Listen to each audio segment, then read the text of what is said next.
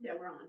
Good morning, everybody. It's Wednesday, April 3rd at 9 a.m. Galen, would you lead us in the Pledge of Allegiance? I pledge allegiance to the flag of the United States of America and to the republic for which it stands, one nation under God, indivisible, with liberty and justice for all. Any questions on the consent agenda? Public comment first. Oh, sorry.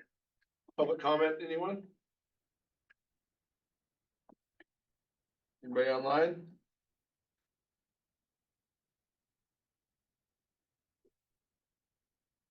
All right. Any questions on the consent agenda? I make a motion to accept the consent agenda as presented. Second. Any discussion? All those in favor? Aye. Aye. Sarah? Let's start off with you. Thank you.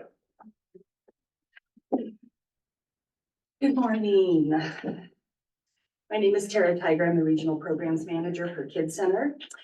Built by the community 30 years ago, Kids Center is Central Oregon's Children's Advocacy Center. We work with community partners to serve children and families across the region in a trauma-focused, child-friendly manner.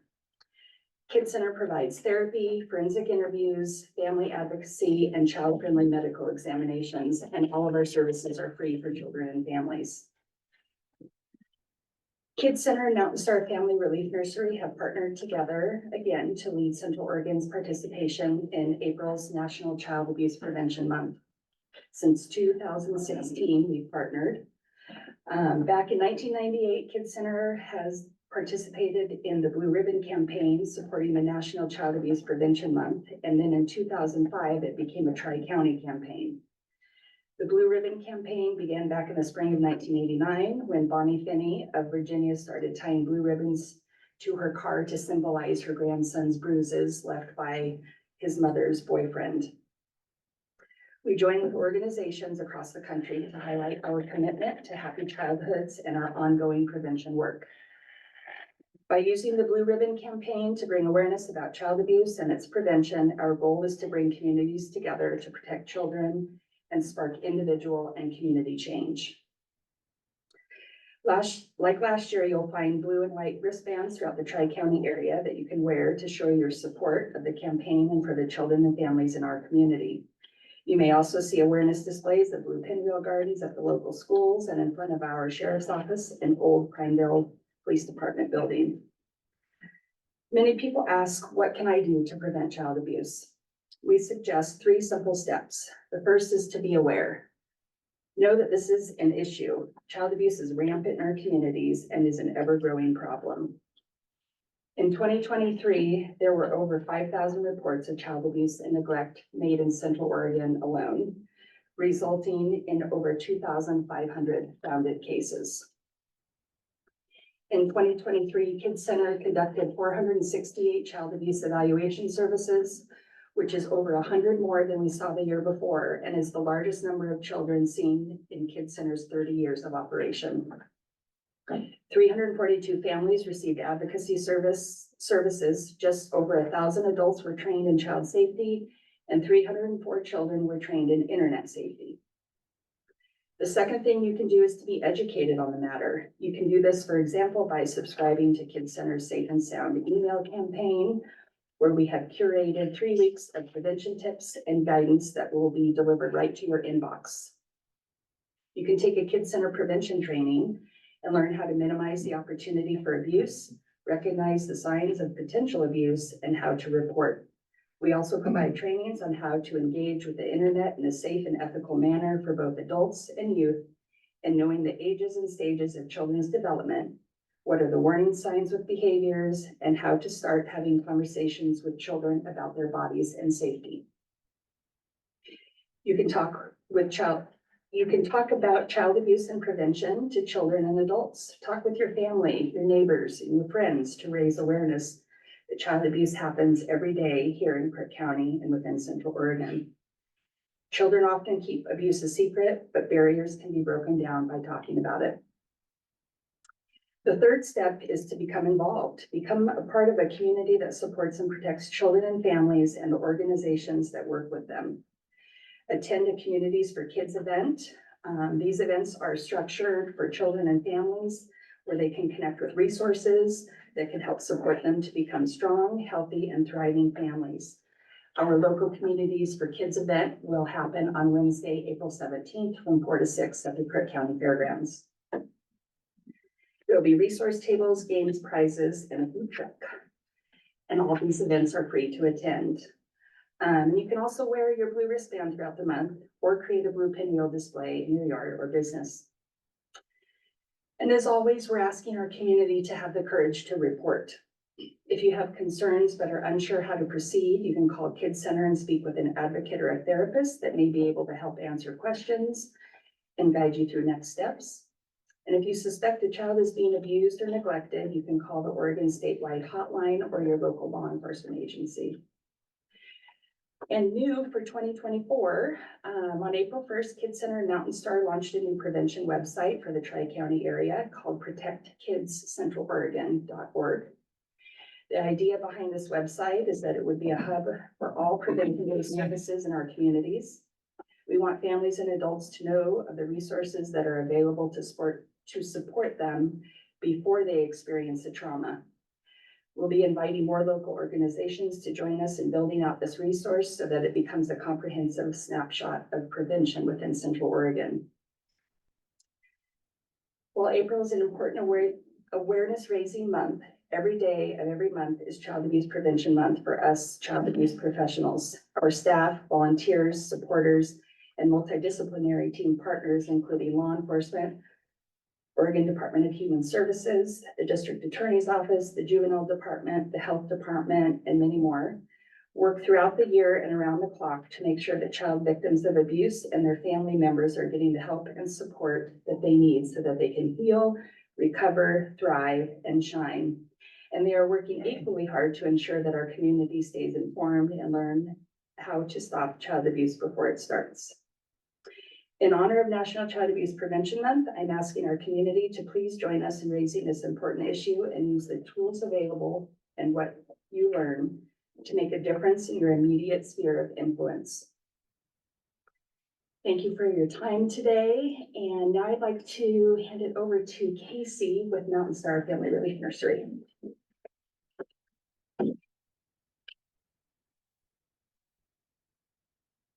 Hello, my name is Casey. I'm the program manager for Mountain Star Prineville. Thank you for inviting us here today in recognition of April as Child Abuse Prevention Month. This year, Mountain Star Family Relief Nursery reaffirms its steadfast commitment to protecting the youngest members of our community. In recognition of Child Abuse Prevention Month, we partner with the Kids Center for the Blue Ribbon campaign. And Mountain Star also launches our Keep Kids Safe campaign, amplifying our dedication to preventing child abuse and neglect through community support and therapeutic services. At Mountain Star, we believe that every child deserves a safe and nurturing environment in which to grow and thrive. Our mission is rooted in this belief.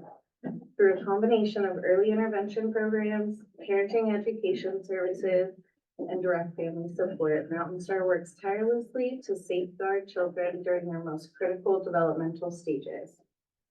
Our therapeutic classrooms provide a safe space for children living in high stress and chaotic homes, offering them a pathway for healthy development and stability. The statistics surrounding child abuse and neglect in our region are sobering, with 730 confirmed cases of abuse and neglect in Central Oregon in 2022. Shockingly, 47% of these cases were with children under the age of 6. Mountain Star remains steadfast in our resolve to intervene during the crucial first 1,000 days of a child's life, providing the tools and resources for both parents and children to thrive. We are proud of our track record with over 5,600 children and their families served in our 23 years of operation. And every year, at least 98% of children enrolled in our programs remain safe from abuse and neglect.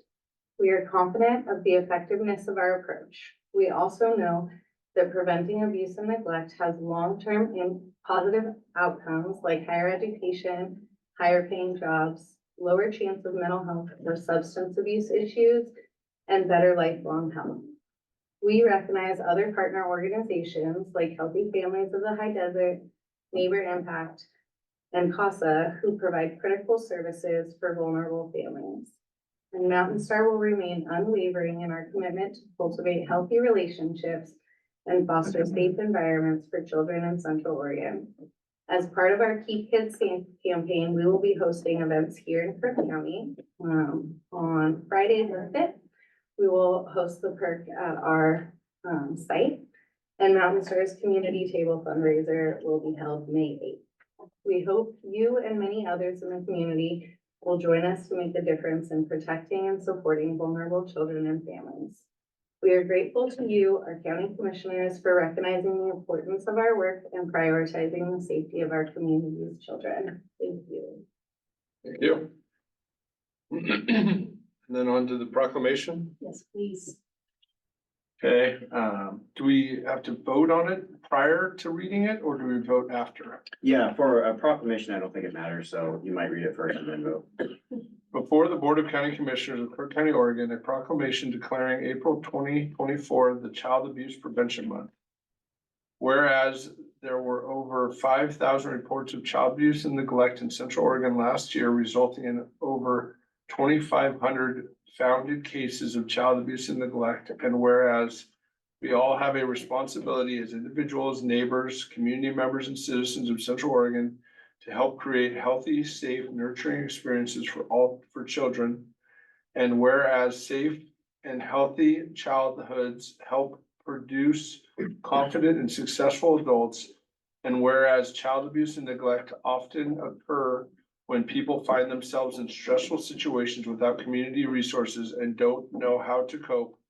And whereas the majority of child abuse and neglect cases stem from situations and conditions that are preventable with the support of an engaged community. And whereas child abuse and neglect can be reduced by making sure the families have the support and access to service they need to raise their children in a healthy environment.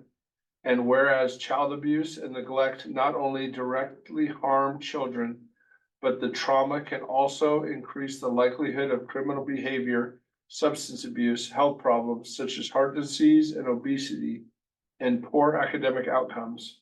And whereas effective prevention programs succeed because of partnerships among agencies, schools, faith communities, philanthropic and civic organizations, law enforcement agencies, and the business community.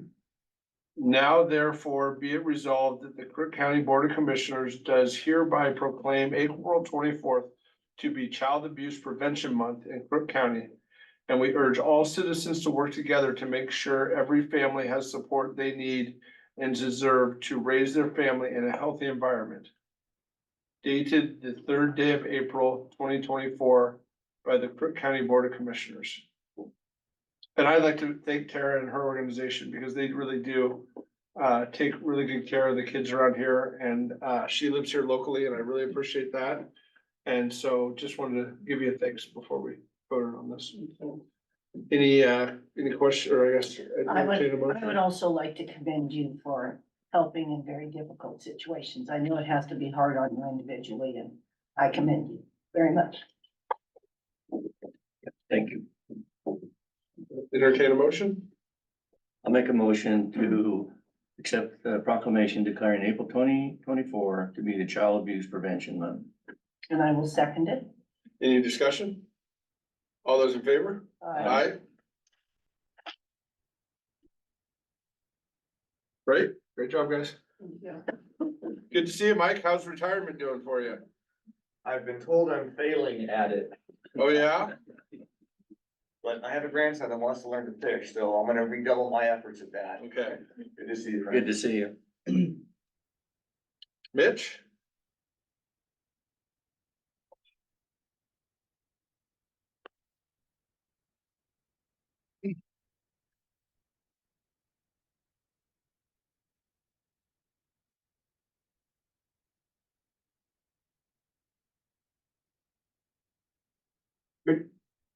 Good morning. Again, Mitch Madden, Patrol Lieutenant of the Sheriff's Office. coming to you again about the mobile incident command post project that been working on for the sheriff's office and a request for Title III money. So right now, we currently have in our possession it was a donated OSU extension mobile classroom bus that's been parked at our emergency operations center for several years now, with the idea that this will be turned into our mobile incident command post, specifically for search and rescue, but also some other special events within our county.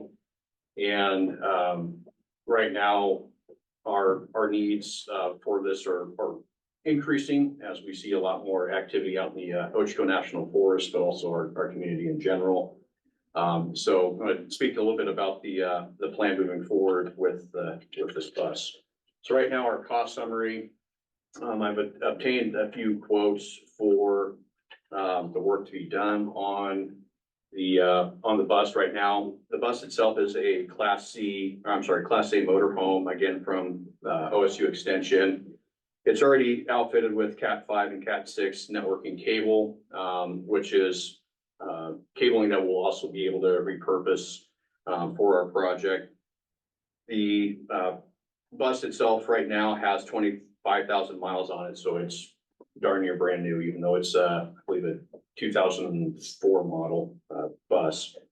It does have workspaces inside that were already fabricated when OSU had it. It has fresh water, black water tank, HVAC, and also shore power, solar power, and other battery power banks already inside. So the vehicle modifications that will need to be made to fit our needs. Right now, the interior will take the bulk of the work, and that will be creating a wall to make two separate workspaces, one for general operations in the front area, computer workstations, radio equipment, and then the back of it will be a actual secure command center, if you will. That'll be in the back. And it will also house drop-down bunks for overnight operations. The neat thing about the work that needs to be done on this bus is the fact that the work can be completed locally here in Prineville. And through a company that already does off-road vehicle work, vehicle installation, and is also doing the vehicle installations for our patrol vehicles. Then the city of IT, who also we contract with, will be able to greatly assist with the outfitting of this vehicle. So continuing on with some of the equipment, and this also touches on our objectives, but also the reason behind needing this piece of equipment. We decided to go with the Starlink in Motion, which will allow us to have not only internet capabilities, but also phone capabilities out in the remote areas of Crook County, specifically in the Ochoco National Forest or other BLM lands. Starlink will also allow us to run drone sense, which is tied into our drones that we currently deploy at the sheriff's office. And that will also enable other partnering agencies to effectively communicate with us when we have an incident going on. The infrastructure also includes radio communications, so our Motorola radios, ham radios, and potentially a mobile repeater, so that this bus again will be able to be a standalone unit and will be able to handle a large incident for multiple hours or even multiple days. The plan is to also have a mobile dispatch center, and right now we have our dispatching services are through the City of Prineville Police Department. Whenever there's a major incident, the 911 calls that come from that incident go into the dispatch center. So if we have an incident out in the Ochoco National Forest or any other areas in the larger event, we would have the ability to have a dispatcher in the mobile incident command post who will be able to handle those incoming 911 calls or any other non-emergency calls that are specific to that event or incident. IT shelf life of a lot of the equipment in there. The computer and monitor life is about 5 to 7 years. And the radio communication life expectancy is about 10 to 12 years Granted, with anything else, if you take care of it, it'll probably last a lot longer. And any future replacement that will need to come from computers or radio equipment will be absorbed by the sheriff's office budget. Quotes right now, again, we decided to go with Performance and Repair Specialties. They are local here in Prineville and again have done a lot of work for the sheriff's office. They are very well capable and have years of experience with outfitting vehicles, custom fabrication, and overall have the ability to do what we need to be done. They do have experience with working on recreational vehicles and designing and implementing very robust power systems within those recreational vehicles, and also have experience with installing emergency lighting, Cat 5, Cat 6 data cable. So we're very well confident in their abilities. Right now, their estimation quote is about $53,000. And again, this price will probably be even smaller than what they have quoted right now as a result of communication between Performance and City of Prineville IT. GridQ Graphics, located in Madras, they have the ability to do a complete new wrap. So we will get rid of the OSU orange and go with just a white base layer with our new Sheriff's Office graphics.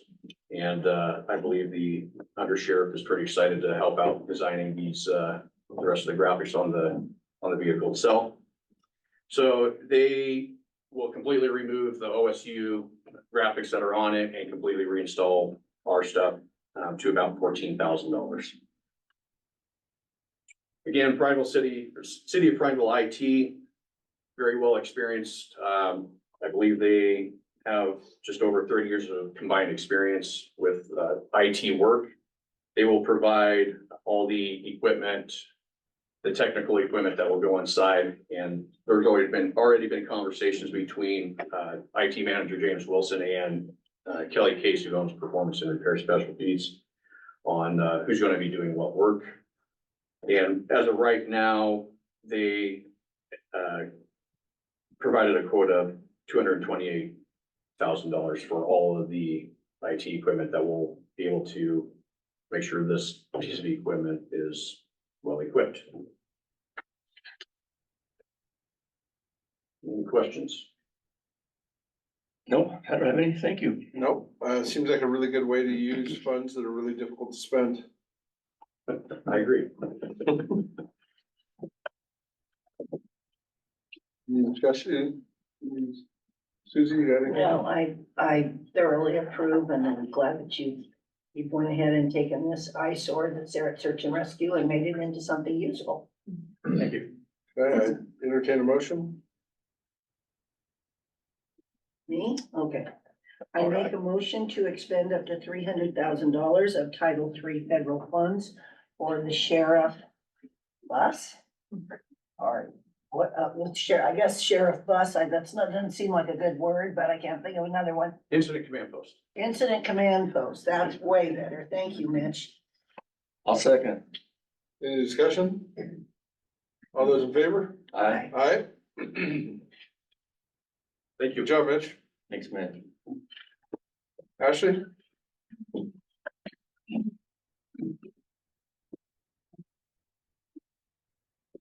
Hi. Hello. I'm Ashley Thrasher and I'm the Executive Director of Crook County Kids Club. So thank you for listening to me today. I'm here to talk about Kids Club. We're a nonprofit after school and out of school program right here in Crook County. I'll give you a little history about how Kids Club came to be. In 2007, the local chapter of the Boys and Girls Club closed, and there was still a group of parents that needed after school care for their kids. So in 2008, they created Kids Club, Crook County Kids Club, and we were granted nonprofit status, and we were housed in the basement of the Lutheran Church. At that time, we were seeing 10 to 15 kids per day after school. But as the program began to serve more kids, we moved into Cecil Sly Elementary. Being in an elementary school is a seamless fit. kids just walk down the hall to the cafeteria where we're housed, and they check in, and then parents can pick up right from the school that they drop their kid off in the morning. So Cecil Slide closed for renovations, and we moved up to the newly built Barnesview Elementary, where we continued our after-school program. So during the 2017-18 school year, we were seeing 115 kids per day after school at Barnesview. We were excited about that growth, but it was a lot of little bodies and not enough space. So we collaborated with the school district and we opened another site at Steens Pillar Elementary in the 2018-2019 school year. COVID hit and we had to close down when schools did, but we were actually able to reopen for full day care. At first, we were able to serve first responder families and then essential care workers. So even during that time where school was closed, we were able to make it work and open for families that really, really needed us during that time. We continued to grow, and so 6 months into our Cecil Slide move, we asked Crooked River Elementary if we could have more capacity there, and they allowed us to. So now we're housed at all 3 elementary schools here in Crook County. We are seeing 175 kids per day after school. We average about 70 kids at Steens Pillar and Barnesview, and then space limits us at Crooked River, so we're able to serve 35 kids there. Our after-school program is open directly after school, and we stay open Monday through Friday until 6 o'clock p.m. And then we have a summer program for 7 weeks. So during the summer, we're open from 7:15 a.m. to 5:30 p.m. We have an outdoor garden, we go to the pool 2 to 3 times a week, and we have weekly themes that we base our activities around. So what we do during the day is we provide kids with a safe, engaging place to go after school. To parents, we are childcare. And I used to kind of hate hearing that, but I understand the older I get that that is what we are to parents. Elementary schools are dismissed at 2 o'clock. And most of our parents don't get off work until 5.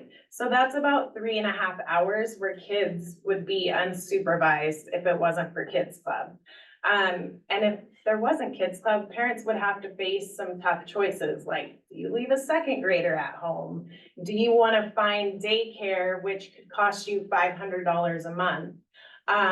Or a babysitter, or do you leave the workforce? So we're a really important part of our community.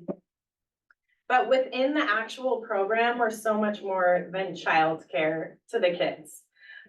We have structured and engaging enrichment activities. We do science experiments, arts and crafts. We go on field trips, we garden, we play dodgeball. And I think more importantly and often overlooked is just the power of play.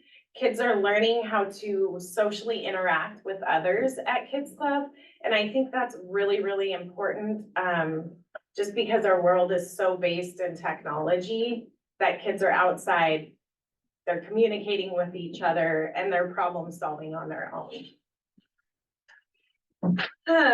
So as you can see, we're a pretty crucial part of our community, especially because we're rural. It's just almost a complimentary end to a school day. And it also helps keep kids engaged by making sure they're coming to school every day. And we're setting them up for the readiness for the future success. Some accomplishments that we've done, we obviously stayed open during the pandemic. We increased capacity for over 175 kids to be able to attend the program. We also partnered with Prineville Kiwanis last year and started a literacy tutoring program. So we worked with teachers at Steens Pillar and we identified those yellow zone readers, kids that needed help.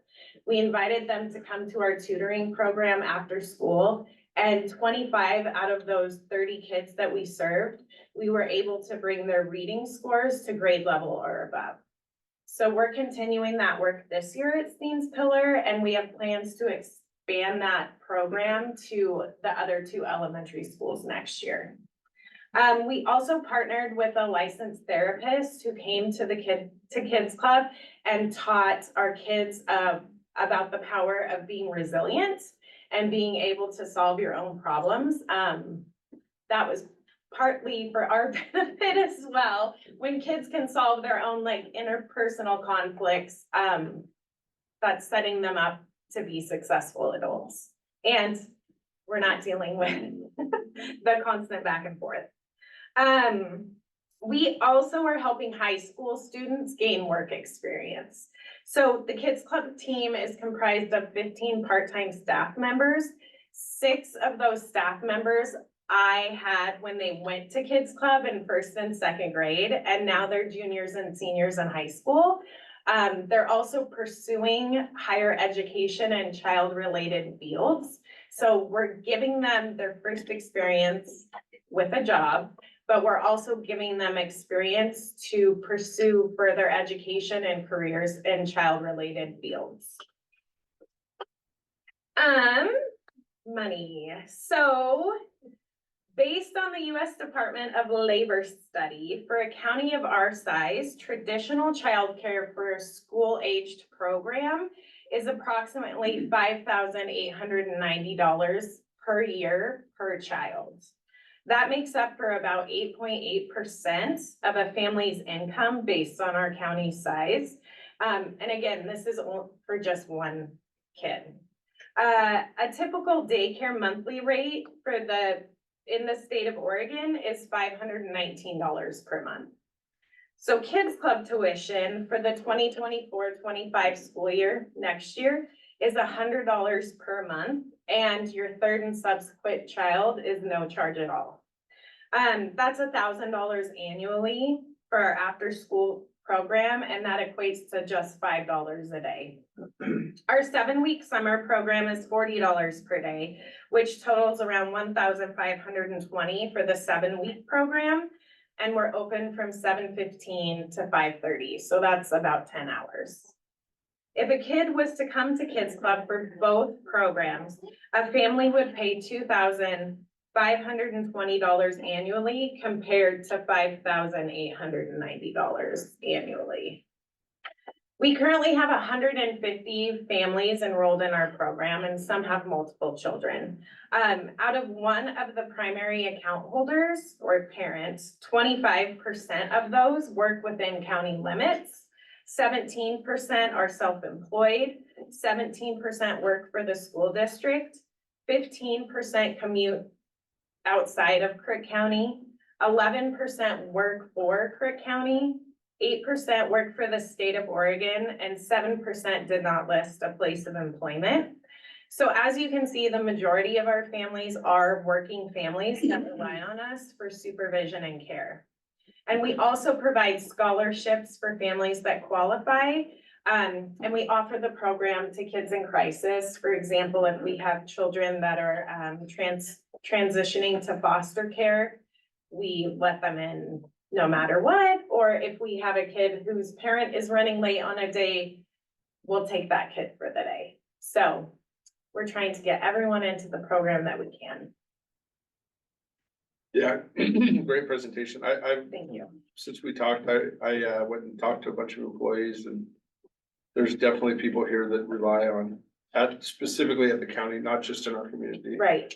On this service, and so, yeah, it makes perfect sense to me for us to support it.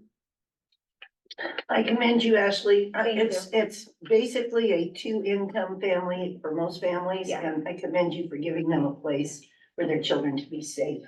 Thank you. Thank you. Thank you. Even though I choked up. Thank you. Yeah, thanks, Ashley. Good Thank you. presentation. You're a great voice for the Kids Club. Thank you. I'd entertain a motion. I'll make a motion to approve a request for funding for the Crook County Kids Club in the amount of $7,000. I will second that very gladly. Thank you. Any discussion? One discussion is possibly we need to, but since we're talking about the budget, we may need to think about this just being on our budget. I would annually. 100% agree with that. I'm a little slow in my thinking, but Christina's sitting there, so there you go, Christina. Thank you. All those in favor? Aye. Aye. Jace, do you have the rest of your crew here, or are they, Just me today. okay?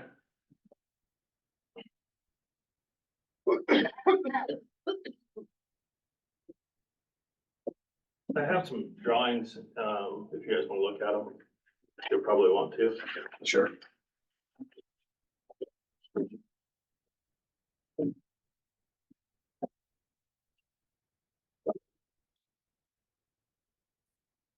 Thank you.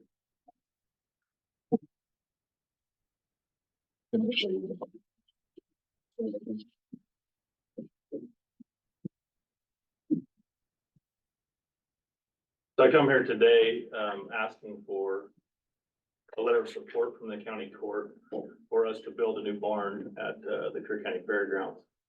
What we propose is tearing down the existing H barn, where if you go to the county fair, the, beef are housed. There's several reasons why we would like to do that. First of all, that structure is starting to have some flaws in it, I'll call it. Another reason is the building we're proposing to use could be used as a warm-up arena or a secondary arena to the indoor arena, because it would be right next to it. And then aesthetically, I think it would really help our fairgrounds out. There's been a lot of conversation outside of here about putting it possibly somewhere else. There's some issues with those areas that have been proposed. It would impede a fire lane. I haven't met with Russ DeBoot about that again to see if there is mitigation for that. But from our original conversation down there, where it's been proposed to be put, it would impede. If we put it where the H barn is currently existing, we would be fine.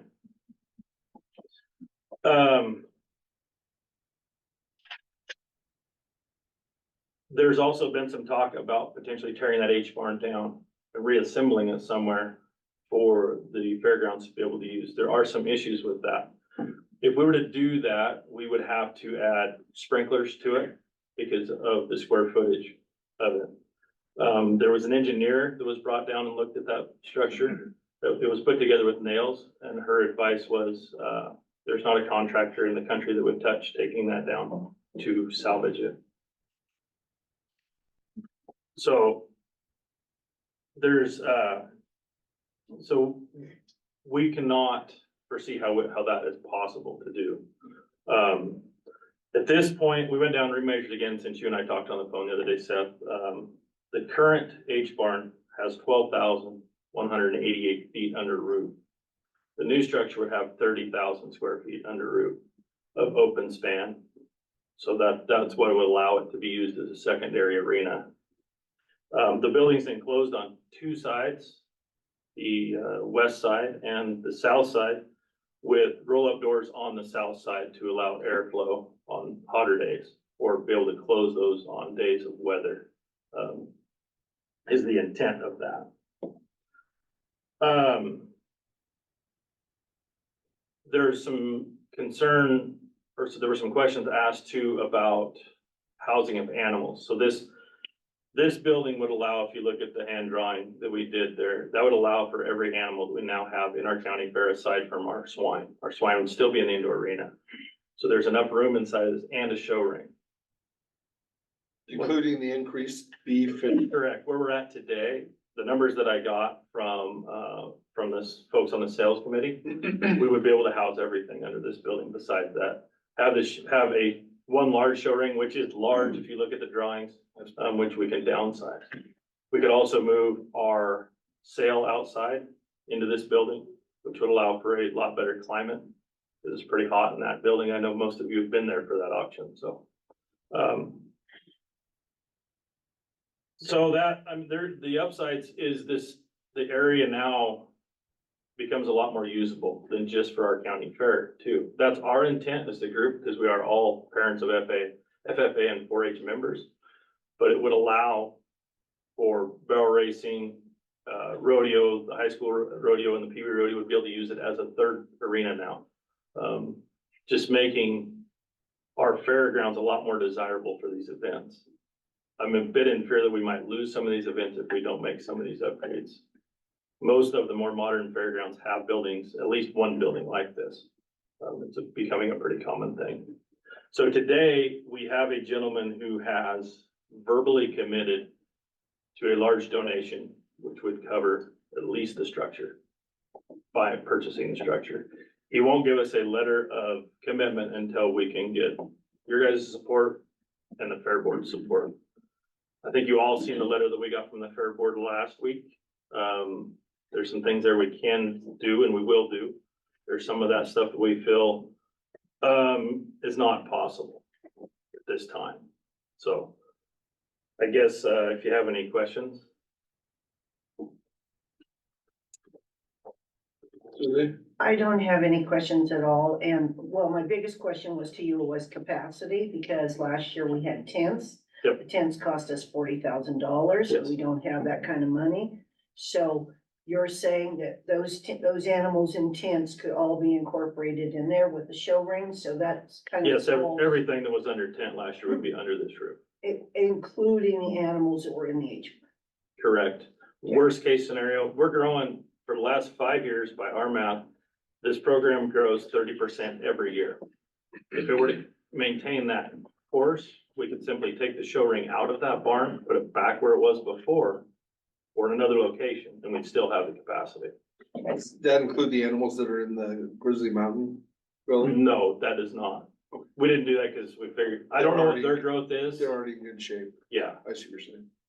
we were looking more at the the 4 large animals. Yeah, I don't think you'd want to put turkeys and chickens. in I With just deer, was more that might be a little Thinking about the challenging. capacity. Yeah, yeah, but I think you've answered my question, and that was about capacity, so Okay.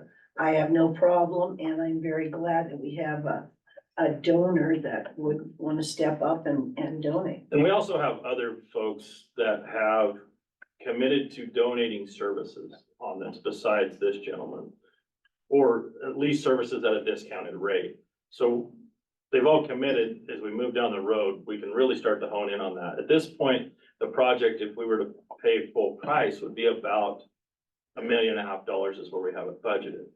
We're looking at, somewhere between 400,000 and 600,000 on the initial donation. There are some other ways to raise the other money. We can look at grants, because once we have that kind of commitment, the grants become a little more desirable. Or we could look at doing, and something I would like to talk with you guys about, is what Jefferson County did when they built a much smaller version of this. Is they sold the beams. So what they would do is they'd take, Ripke would make a graphic for each beam, and I would sell that. I think they sold them for $10,000. But the county absorbed that money, and those people pay that back every year. They make a payment on it, so $1,000 a year for the next 10 years, and then the county gets their money back that way. That is something I would like to discuss with you guys too, probably in the future if this thing proceeds forward. But at this point, I really need a letter of support from you folks, and then we can try to work through the fair board, getting a letter of support from them. What were the things that the fair board requested that you couldn't? I don't have, proprietary information on some of those bids. We didn't feel like at this point they needed that. At some point, they're gonna have to trust us a little bit that we're doing our due diligence. We don't really want to put that out there for public record because some of these people don't want to be publicly noticed for it. So I don't know the best way to handle that. Well, I make a motion for Crook County to do a letter of support for the open air livestock barn. A little discussion, Well, second, then we'll discuss, then you're in Robert's rule of order. okay, well, I'm not ready to second it, because I have some questions. So I haven't not talked with the fair board, and so I don't know what, and I didn't see that letter, so I don't know what those. And I'm sorry, I didn't bring it today. Susie, do you happen to have I took it out, it's in my desk, I'm sorry, Jason. They were wanting us to move. We have 2 members of the fair board. Do one of you guys want to come up and talk Yeah, about some of we your can have concerns? comment. They might have a copy of it. I'm gonna let Mike Passberger, Vice Chair of the Fair Board, be the speaker. Mike Casperger, Fair Board member for the record. So what's the question to start with? We're looking for a plan, how this project will go together. There's 150 or so events every year at the fairgrounds. And if we start a project that we don't know we can finish, or we have a plan on how we will finish it, that puts our events at risk, and we can't allow that to happen. So what we're looking for is just a plan on how the project's gonna go together, who's gonna pay for it, and I understand that they're committing, but how much are they committing to? Our concern is that we get partway into it and all of a sudden there's not enough funding there, then what do? We just have to, the Fair Board is interested in seeing how the completion is gonna happen. And we just don't want to get stuck in the middle. That's fair. Yeah, yeah, and I agree. I'm, 100% for the project. But Let me start by saying, we're absolutely for the project as well. Right. We just want to make sure we can get it done without. Yeah, and I'm in agreement too. I just don't feel like there's been enough collaboration, so we really know what's going on. And what does this letter involve? It looks like there's still be about $1 million that has to come up from someplace. Is this letter, committing the county to that $1 million? Because I'm not ready to be in that position yet until I I'm more don't think at this comfortable. time we're asking for the county to be committed to it. We have explored some of the grant stuff, and to speak to the schedule, we've come up with a schedule. We've presented it on multiple occasions. I do not have a copy of it with me today because I thought we were kind of past that. Well, The intent was we would start the project right after county fair, which is typically the second week of August. And then the initial end date would be it's been kicked around, which we need to collaborate on that for sure. April or May would be your first, when it would need to be completed by. Every contractor we spoke with felt like it could happen in that timeline. And we now have, and you guys may not know this, we now have a gentleman on part of this committee who is a supervisor for Kirby Nagelhow. So we're getting a lot of advice from him on some of this. So we're growing who we have in this thing, people that really have the capacity, because this initial group, we really didn't. Well, and I think it's important, from my understanding, they're not asking us to sign. It's just like when we say we're interested in looking at a grant. Eventually, there'll be more information to sign, and you're not, when you agree to this letter of support, you're not saying it will happen. It's saying that you're supportive of this process, and as we get more information, then we can move down the line. Is that correct? That's what we're after, yes. And there's no I don't think there's any danger. All it's saying is what you And just said. I have no problems with that, but that wasn't identified until just right now. Okay, well. Sorry about that. And that's what I'm trying to find out is what the plan is. And I think I agree with Seth, and I'm sorry, I should have showed you the letter, Brian, but basically, he doesn't want to donate unless he gets a letter of support. We still don't have the donation, so and I agree with what the Fair Board wants to do. I agree that they have to look out for the events we have. We're in a tight fiscal situation over there. But basically, again, like he said, we're supportive of it. Now we get, and he indicates, yes, I'll donate. Then there's a lot more discussion and figuring out that needs to. We believe it'll start the ball really rolling Yes. once he. And that's what he's asking for, is that letter of support. So if we don't do a letter of support, the process is pretty much dead, or at least $600,000 in the hole that we'd have to make up. So I do agree with the Fair Board. You're being cautious and I commend you on that. But also, this is just basically, yes, we're interested. Yes, we support it. Let's see where it goes from there. I'd like to learn more. Okay, so Is there anything that you guys would like me to bring back to you? As far as information that I didn't give you today? Not for me to sign on to this letter.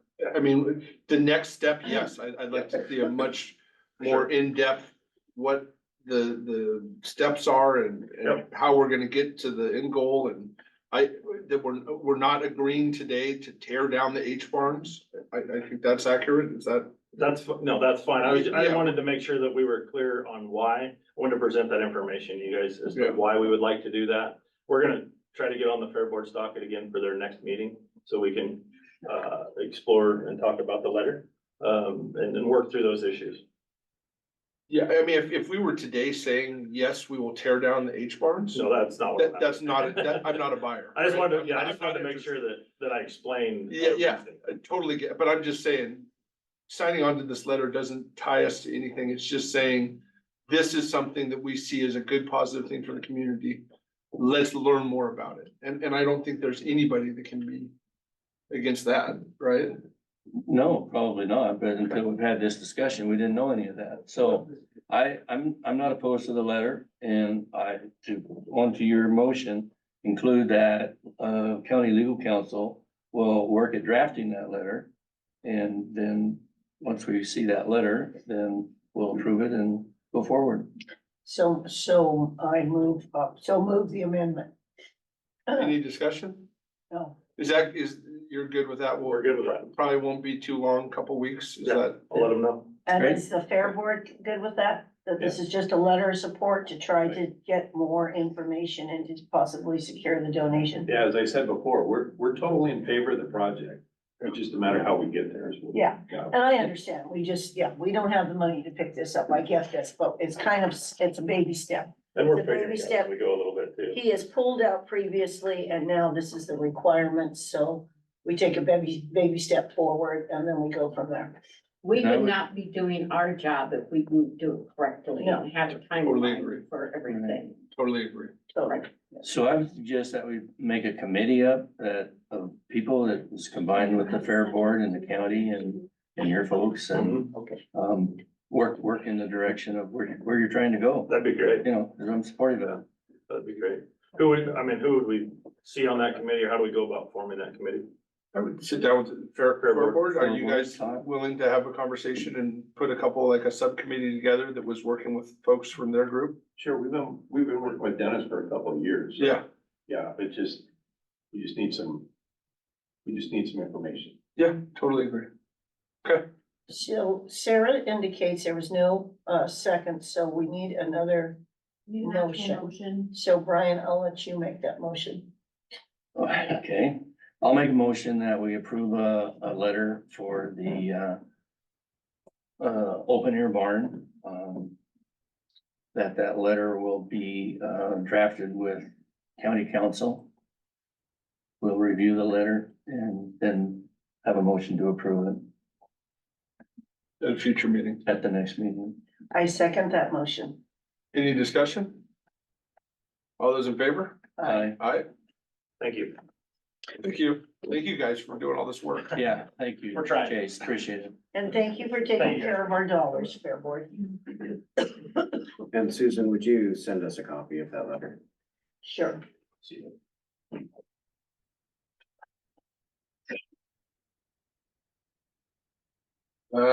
Is it you, Amy, or is it Steven? You're just here for support. Insight Global, Yes.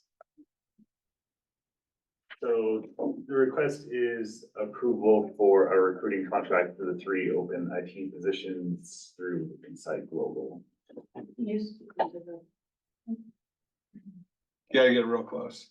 I get in trouble for it all the time, don't feel bad. Good morning.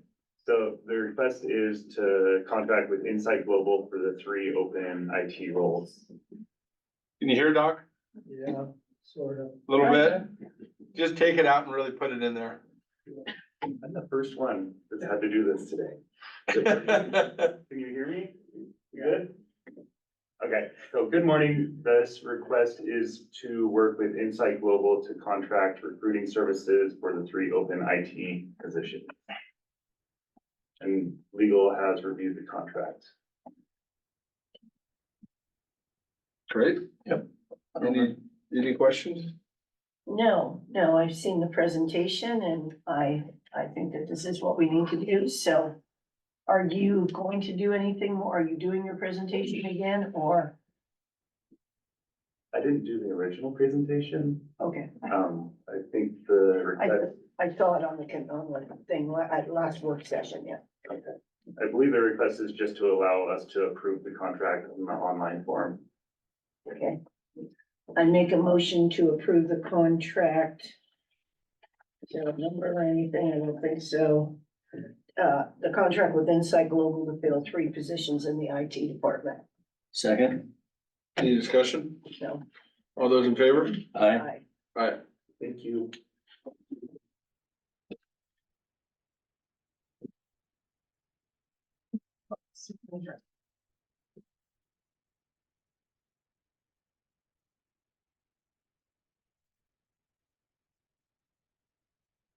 Good morning, commissioners. Good I think morning. I'm next. Yeah, you're up.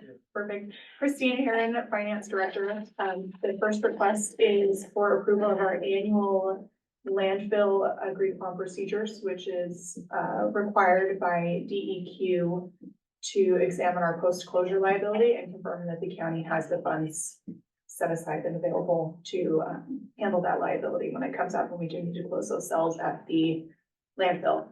Jackie and legal have both reviewed it and happy to answer any questions that you have on it. I don't have any questions. I've read it. I'm good. I don't have any questions either, Christina. It will require a notary, so it does need the motion to be able to be signed out of court with the notary. Okay. I'll make a motion to approve the contract or the annual financial assurance update and recertification to the landfill. Outside of court. Outside court. Outside of court. Outside of court. I second that motion. Any discussion? All those in favor? Aye. Aye. Do we have anybody that has a notary? Brianna has it, and Oh. she has the document for you to sign, Seth. It's just one signature after today's session. Awesome. Perfect. I didn't know she was a notary. That makes life much easier. Much Yes, easier. yes. I have to walk up all those stairs to the clerk's office. Yeah. Okay, next one. Yeah, this next contract is a contract with Crystal Hughes, who is the prior finance director for the city of Madras. She is not working for the city of Madras anymore and has been working with us as a consultant, helping with the ERP project and some of the senior accounting duties while we have that position open. You remember in the past, we contracted with now CFO. We stopped using that contract in November, and this contract will replace that contract. It has the same maximum monthly spend of $10,000 as that prior contract had. And she'll continue helping us with the ERP implementation and data validation until we can work on getting IT staff, which are one of those 3 positions that Stephen is looking to recruit for. So we have that in-house. So happy to answer any questions on that as well. I don't have any. Nope. Sounds good to me. Okay, I make a motion to approve the contract for bridging the accounting gap with Crystal Hughes. Second, Any discussion? All those in favor? aye. Aye. Thank you. Thank you, Christina.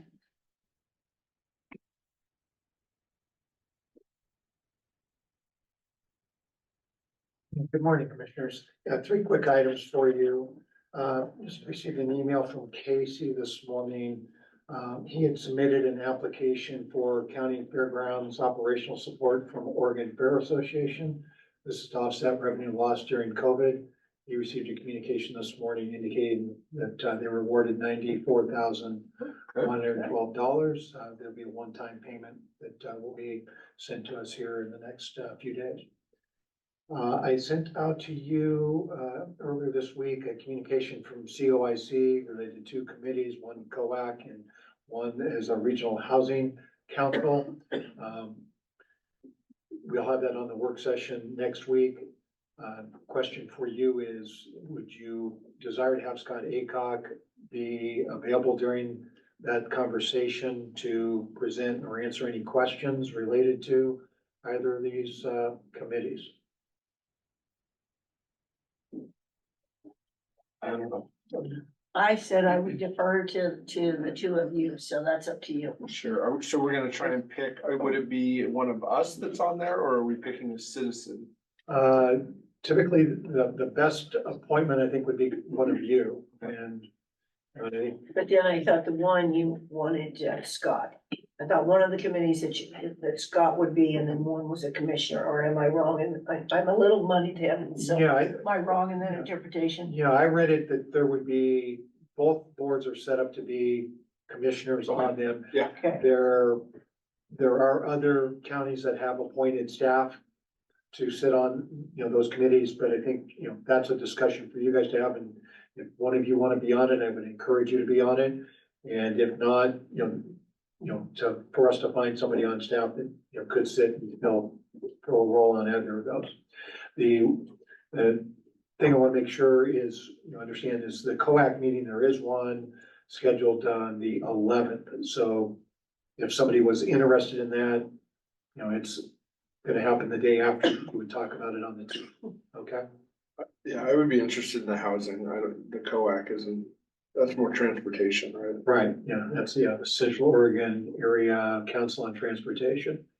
So that was, I think Jerry Romer was on that, committee. so But again, we're gonna have I'm more than happy, but like I said, I was deferring to the two of you. That's what I wrote Andy back when I read it. So I guess we have until next week to think about it. I think the question's more if we want Scott Aycock to, I'd say just have them there available. Okay, I'll have Scott available during the conversation, We may be able to figure it out between now and then, but. Yeah, And then we can think about it, yeah. yeah, because we're gonna, also talk next week on, finishing that whole schedule of here's all the different, committees.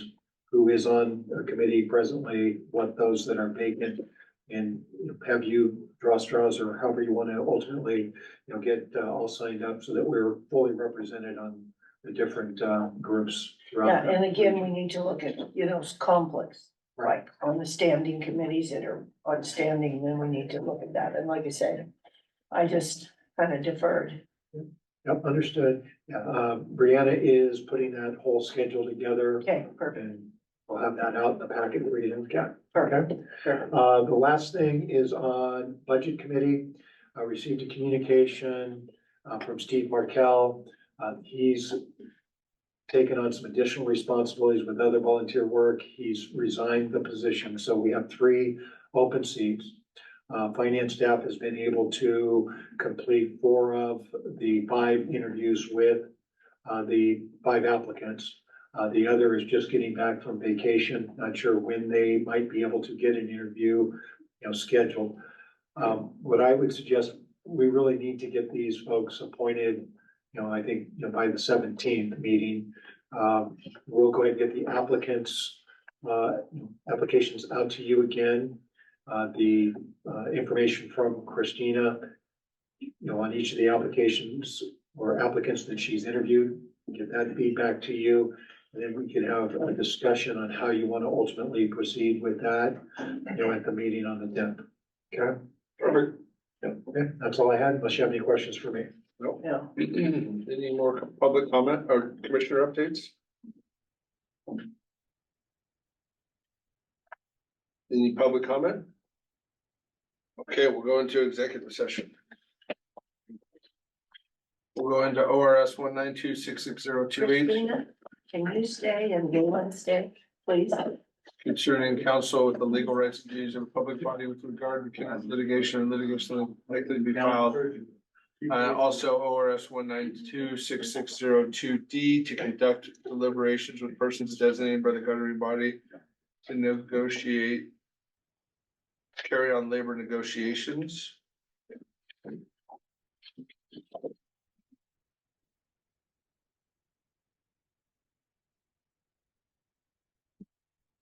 Listed at the bottom of the agenda, that is what you had Is asked it? me to put it in there, so it's there in the actual agenda. That whole paragraph right underneath executive session, that's the script. It looks different than it was before. It's, I got the information from Eric, and I made sure that the 2 items that we were discussing is listed there. For county board, you need executive session, Mm-hmm. you have the agenda right in front of you, Oh, just the one, the paper one, not the one online. it should be the same. Right underneath the executive session section. I don't know. It's totally different than the one I have on my paper. Do you know, John, if we changed the read-in? We didn't change the text. Okay. And I received this from Eric, because you had asked him to send it Well, to me. I mean, I don't know if I don't know, Eric- I'm sorry. I don't know what Eric sent you. I just know that what I'm seeing here is different from what I got on the paper.